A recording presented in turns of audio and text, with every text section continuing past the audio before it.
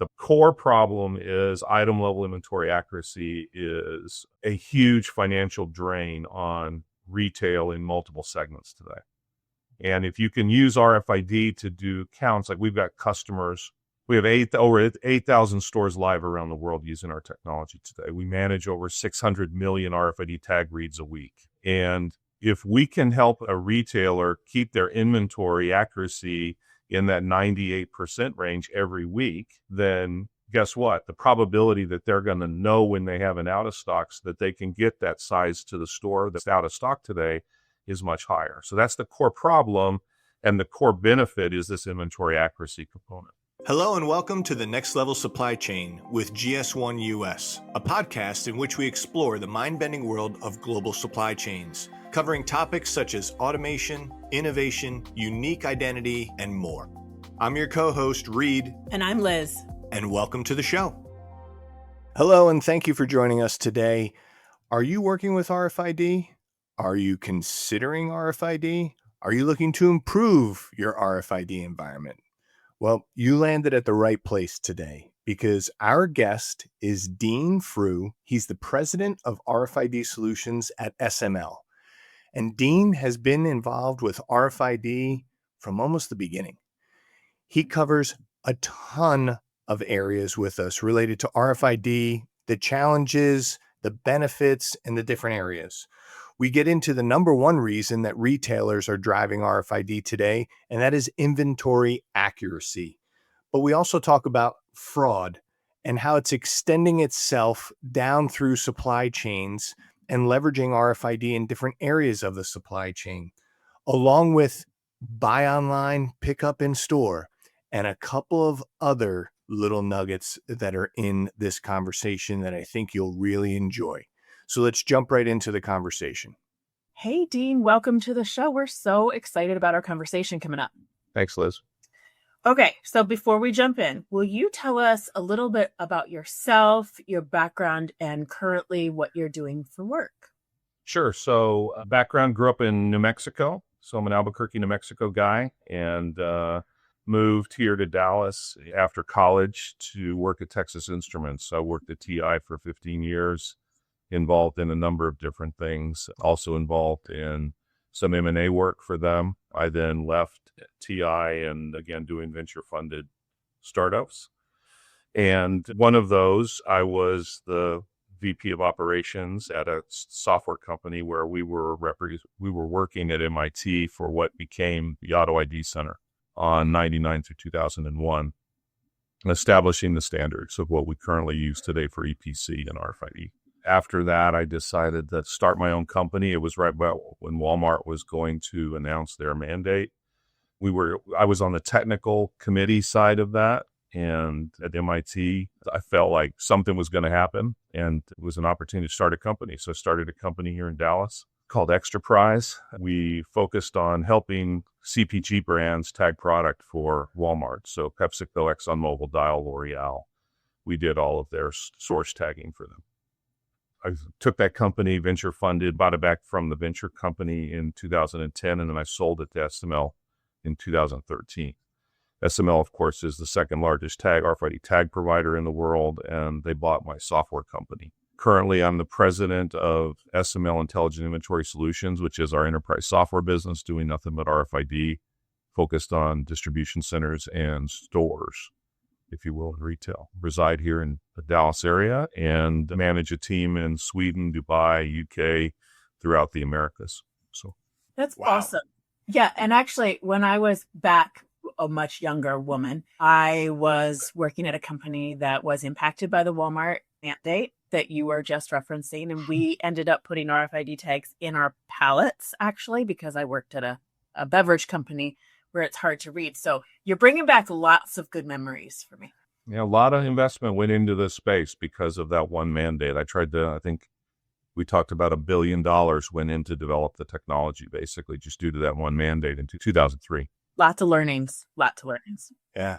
I was actually at Symbol Technologies at the time and coming out with partnering all the readers and the Wi-Fi and the handhelds and all the challenges. It seems like yesterday and it seems like eons ago. So when you started mentioning the auto ID and all of this stuff. I'm like, wow, he's really been in it for a while. Yeah, it's rarely in your career do you get to be part of something from the baby or being born all the way through what we see now as an adolescent, I think. So yeah. So let's level set. RFID. What does that mean, Dean? Yeah, so I think in broader terms, the movement we see in the industry is moving to item level. And it turns out to be RFID is one of the technologies as well as 2D barcodes to be able to support that. And what that means is every single item has a unique identity with a SKU, a style, size, and color number, and a serial number. And UHF is the technology that we really tried to work on back at the days at MIT. And coming up, and there was a bunch of reasons why 900 megahertz was the place to focus. It allowed us to get fast reads. It was a spectrum component that was available in the marketplace for free. And it's for 20 years, we've been developing the technology, both on the hardware side, the tag side, and the software side to make that happen. And RFID stands for radio frequency identification, right? Okay, good. It's bringing back some of the memory here. And what are some of the key benefits for item level within retail? I mean, we were talking about pallets, right? And you mentioned serial numbers, item level. So per one, right? One of 1,000, one of 1 million. What are some of the benefits that retailers are seeing from leveraging this in the stores? Yeah, I mean, in 2007, Walmart made the switch from case and pallet, which is what Liz talked about and what you experienced back in the days of Symbol, and to move to item level. And the reason for that is when managing inventory for apparel, home goods, footwear, fragrance and cosmetics, beauty, electronics, you can't really tell by looking at something how many mediums, how many smalls, and how many larges you have. And so basically item level RFID allows us to identify very rapidly how many of each style, size, and color you have, as to use an apparel example. And when we all go into a store, it doesn't matter if you've got a blue t-shirt if you don't have the right size. And so the big problem that's in the industry that we like to start with is having style, size, and color inventory accuracy is the problem. That's the big, hairy problem that the retail industry has today. And the reason for that is not their fault per se, but they can only physically do a count once or twice a year. And because of that, they establish their inventory at 92, 94% with a physical count. And then every week it degrades plus or minus 1 or 2%. And so then by the time you get 9 months out, your item level inventory, your financial inventory might be within a few percentage points, but that doesn't help you and I buying a t-shirt that we need our size in. And so the core problem is item level inventory accuracy is a huge financial drain on retail in multiple segments today. And if you can use RFID to do counts, like we've got customers, we have over 8,000 stores live around the world using our technology today. We manage over 600 million RFID tag reads a week. And if we can help a retailer keep their inventory accuracy in that 98% range every week, then guess what? The probability that they're going to know when they have an out of stocks that they can get that size to the store that's out of stock today is much higher. So that's the core problem. And the core benefit is this inventory accuracy component. I could see that having a very quick waterfall effect with the lack of inventory, customer satisfaction. And they said they had it. I went there. They don't have it. And then it just cascades. And then we're going crazy. Then we have too much of it. And then we can't unload it. And, the whole domino effect. Hey, everyone. Welcome to the Next Level Supply Chain with GS1 US. Today, we have a special, exciting news to share with you. A special podcast discount for our favorite event of the year. GS1 Connect? You got it, Liz! Our annual supply chain focused conference, and in 2025, it's in Nashville. Yeah, Music City. I cannot wait. And I can actually drive there, which is amazing. Reid, how many GS1 Connects have you been to? I've been to 6. This will be my 7th. Awesome. I've been coming to GS1 Connect before it was called GS1 Connect. And I do love meeting all of our attendees every single year who bring so many great examples from grocery, food service, retail, and healthcare. And they talk about how they've solved supply chain visibility challenges. And in 2025, Nashville gives us a good reason to pun how GS1 standards can help amplify impact on your supply chain operations. I see what you're doing there, but that is correct. GS1 Connect is your chance to harmonize operations with the power of GS1 standards. And wait, GS1 Connect is also the perfect place to orchestrate networking connection with trading partners. How about that? Discover the greatest hits of supply chain efficiencies from across various industries. Okay, I think that's enough music puns for the day. Maybe one more. If you have an achy breaky supply chain, GS1 Connect in Nashville is a place to help cure what ails you. So mark your calendars for June 10th through 12th and join us at GS1 Connect. It's time to take your supply chain game to the next level. And as a podcast listener, we are able to extend a special discount. Yeah, that's right, Liz. As a podcast listener, you can get a 10% off the registration price. Simply go to gs1connect.org to register and enter the promo code 25podcast10 to take advantage of this offer. If you've never gone to GS1 Connect before or have gone a dozen times, there's always something new to learn and new people to meet. Again, the website is gs1connect.org and the promo code is 25podcast10. See you there. I've been hearing so much from our folks in the apparel space. And like I said, I sat more on the food side about this return fraud. And I might be jumping ahead because there's more, I think, to the story. But from a return fraud perspective, if you know what that small blue t-shirt has a number, does this item level tagging have a benefit there? Like, can you use that to help with that return issue that retailers seem to be having? Yeah, definitely, Liz. I mean, we've got customers and partners in the point of sale space that if I buy that blue medium t-shirt and I want to bring it back for return, I know which blue medium t-shirt was sold. I know that it was blue medium t-shirt is the SKU address, the UPC, and serial number 12345. Right. It's that serial number that really brings us. It's I'm this can. I'm that t-shirt. Yeah, exactly. So now the problem with returns fraud most of the time is organized and non-organized crime is going into a store and grabbing 3 shirts off a rack and taking it to the returns desk. There's no way for the retailer to know if those were actually ever sold. Okay. So what can happen with item level RFID is if you're using it at the point of sale, you now, whether it be through a 2D barcode like we have customers using or whether it be through RFID, I know that that blue medium t-shirt's never been sold. And if it's never been sold, then I'm not going to give full refund. I might not give a refund at all. That's a process and a customer experience decision that the retailer makes. But again, it's a great example that you bring up of a real world problem that cannot be resolved without item level technology. I'm really glad you brought that question up, Liz. And it makes me think of a conversation back in 2019 in San Francisco. We were at an AI conference, Bob Chekowitz and myself, Liz, way back in the day. You know, anything before COVID is way back in the day. And Liz and I were joking that we all went to school in the late 1900s.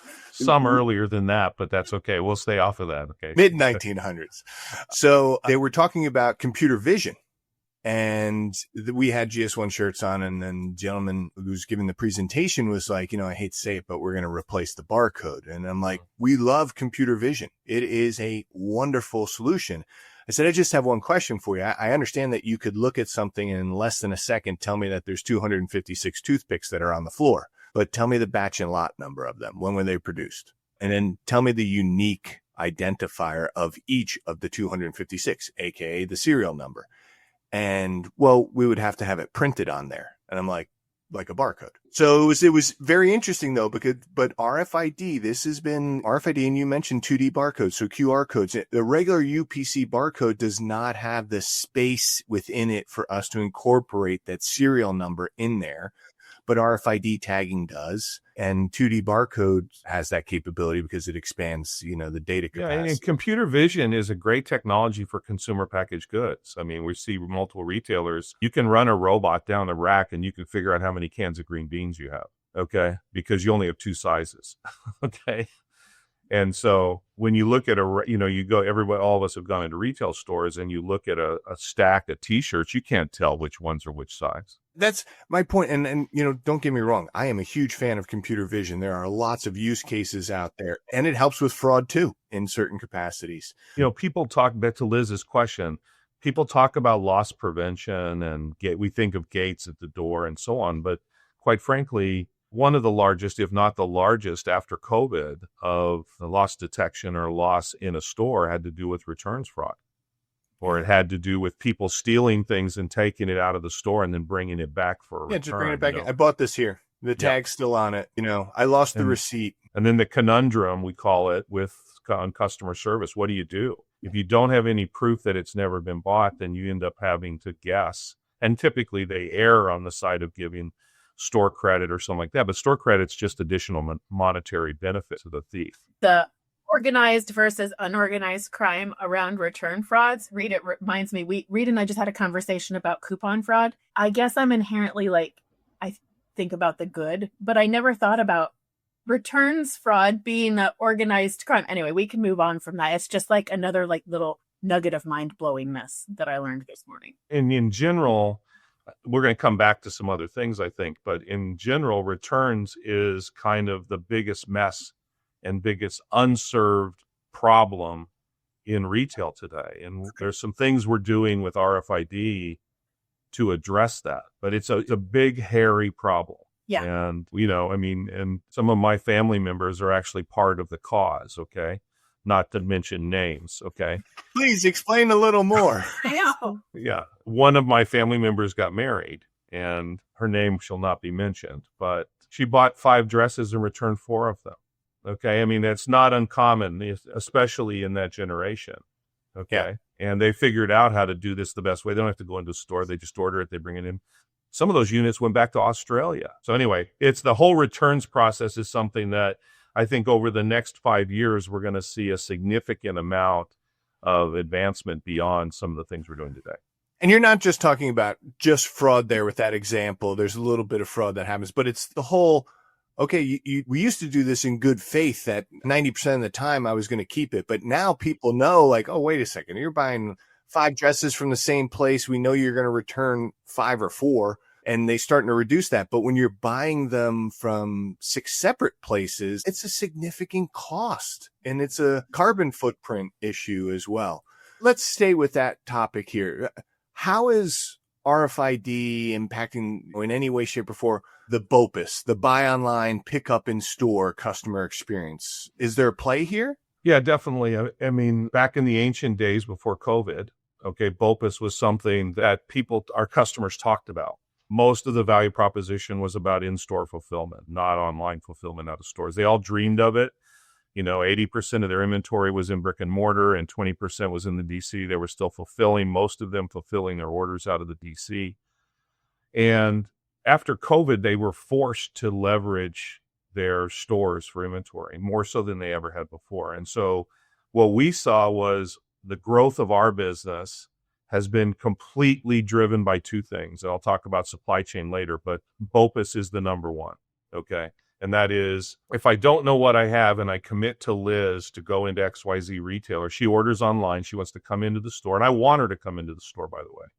Because if she comes into the store to buy that dress, to pick up that dress that she ordered, then she's probably going to pick up a belt, okay? She's going to do, her basket increase is going to happen. So basically, cancel rates, we have customers who had 50% cancel rates, 50, okay? And these are sophisticated retailers. There's a retailer that has a 70% cancel rate on their apparel.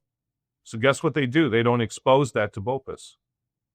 So they're losing sales. That's what they end up doing. I can't execute this reliably and I don't want to upset my customer, so I'm just not going to offer it to my BOPIS e-com line. And this goes right back to where you started, which is Inventory accuracy. Exactly. Inventory accuracy. And we talked about this, when COVID hit, especially the grocery stores, going to the web was a major expense for them. There's a whole different scenario to that. But now your inventory accuracy is 10 times more important because you have an online order and an in-store order happening from the same inventory space. And you have to run some crazy algorithm to say, well, there's a 20% chance they'll get here. Or my whole thing, the big box DIY stores, if there's only 2 in the bin or less than 5, I don't go to the store because I know it's not there. And that's what those thresholds, we call them, is we've got retailers that have said, if I don't have 5 in what I think I have in my ERP, I'm not going to expose that SKU to online orders for pickup. Okay, well, just think about what that does. Is that means that I'm bloating my inventory, or I'm not exposing things for sales. And so BOPIS is causing customers to do daily. We have multiple customers doing daily cycle counts of their whole store across their entire estate, where they used to do it once a year. Now they're doing it every day. So every day they're resetting their e-com inventory, and it's all because of BOPIS. Okay? Yeah. And they said with computers, we would have to do less. Yeah. I do have a question. It must be worth it to them. Yeah, because it's a sales lift. Okay. And so the return on investment is when you add BOPIS on top of just the normal fulfillment to the store, the return on investment is well under 1 year. For put a couple handhelds into a store, put some software in there, tag up your product. And I wish I could sit here and say that we've developed these magical algorithms that are AI driven. It's just as simple as we help you know what you have and we help you go pick it to fulfill customer orders. And we do it really well. Yeah. Yeah. Yeah. I mean, we've all seen some folks doing inventory in the store. It's either with a clipboard and they're writing it down, or they have a barcode scanner and they're going by. But when you see the wand, the handheld wand, it's impressive. And it's just like sometimes, and I've seen it a few times and I'm still like, man, how do they know they still don't know they're missing something? That's where the secret is in the software to provide feedback. But we know we're also doing ceiling readers. So we've got multiple retailers now that are not using handhelds at all to do stock counts. Okay. And it's just like the Wi-Fi. It's in there and it's always reading. Yeah. And again, that's a return on investment discussion, less about technology, where years ago was a technology discussion. But BOPIS is super critical to the adoption of RFID in apparel, footwear, home goods, retailers. Amazing. It's really cool. And I know we've talked about inventory accuracy. How does this help with shipping?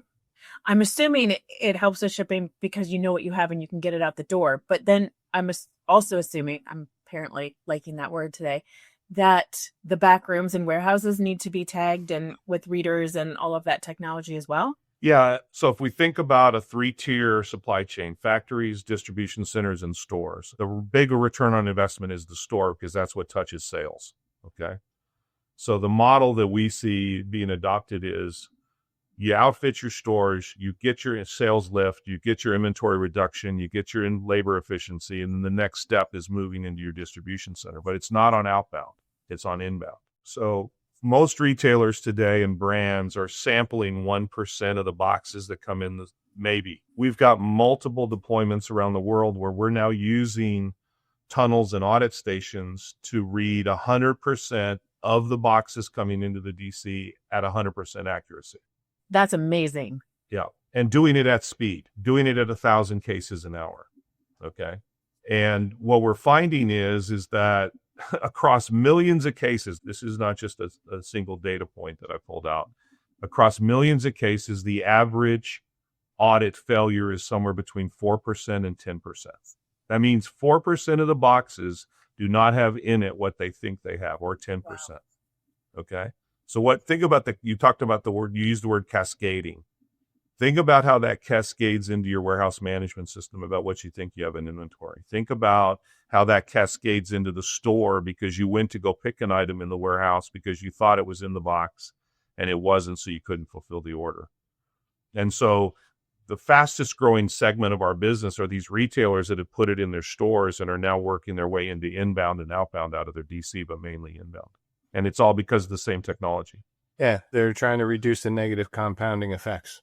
And they're using it for claims against suppliers. Suppliers have been basically misshipping them for years. This is the whole fall off the truck scenario.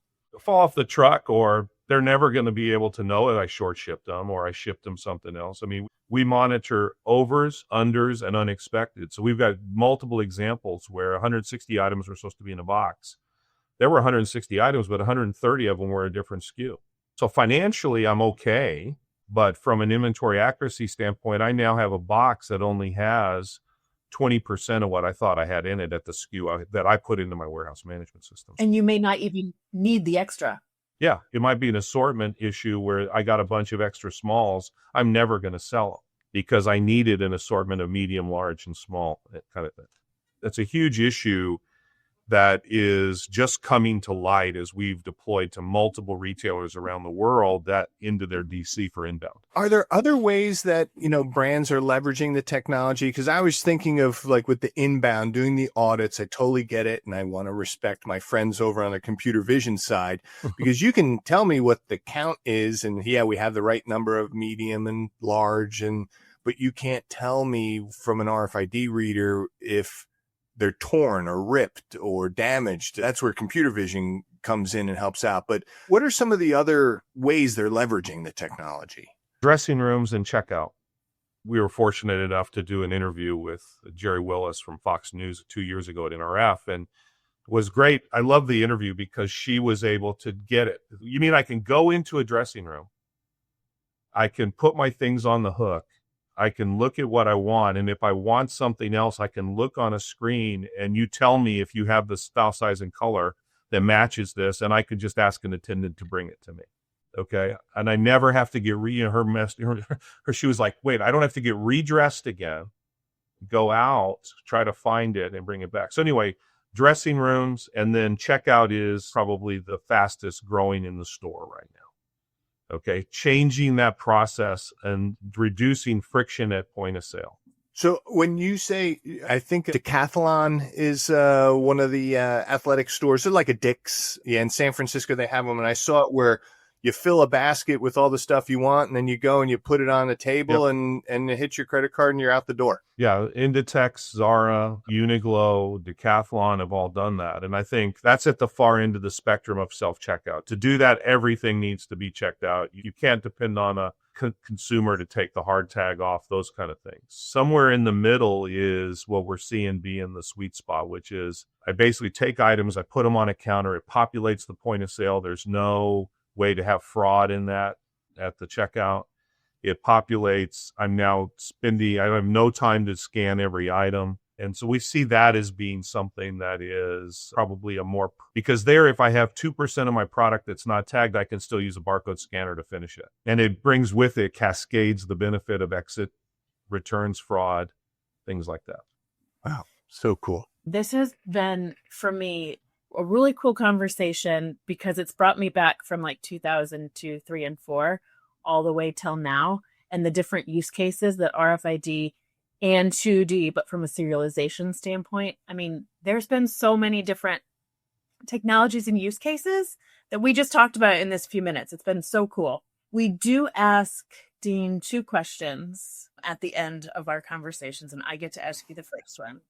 So either personal or in your work life, what is the favorite technology that you're using right now? The latest technology thing I bought that really is impressive is I bought an electric battery-powered snowblower. Wow. Wait. You live in Texas. Oh, wait, Plano gets it. I know, but I have a cabin in the Rockies, okay, in New Mexico. So I didn't want to use gas because I don't use it enough, and so it would clog up the carburetor, and then you got a problem, right? So I bought a Toro battery-powered snowblower, which is amazing, okay? That whole industry is moved over. I mean, we used to have the gas-powered weed whacker, but just like you said, you got the ethanol gas sitting in it. It gets all gummed up in the winter time, and you're like pulling at it. But yeah, electric-powered weed whackers, lawnmowers, even ride-on lawnmowers today. Wow. Yeah, and it was pretty amazing. So anyway, that would be that answer to that question. Cool. My question for you is, what is something new you want to learn in the near future? I want to understand this whole crypto thing. Yeah. Okay. I don't get it. It just doesn't compute to me. And I've got a bunch of developers that sit here and they're into it. And some of them lost a ton of money and some of them are making it. And I just sit there and I hear about it and I go, I just don't get it. There's no hard currency. It could go up or down. So I think for me is at least sitting there looking to say, what is really behind? I mean, we've done blockchain things before, so I understand blockchain. We did blockchain stuff actually with GS1 and some pilots years ago. So I think the whole crypto thing is something that I'm interested in. I don't disagree with you. It is a unique space. Well, Dean, thank you so much. This has been a fantastic conversation. I learned a lot in here. And Liz, I'm juiced up again. I'm like, you should be. You guys are part of something. Yeah. Yeah, this is great. Well, thank you again. Thank you very much for having me. Thank you. Have a great day. See you. Bye.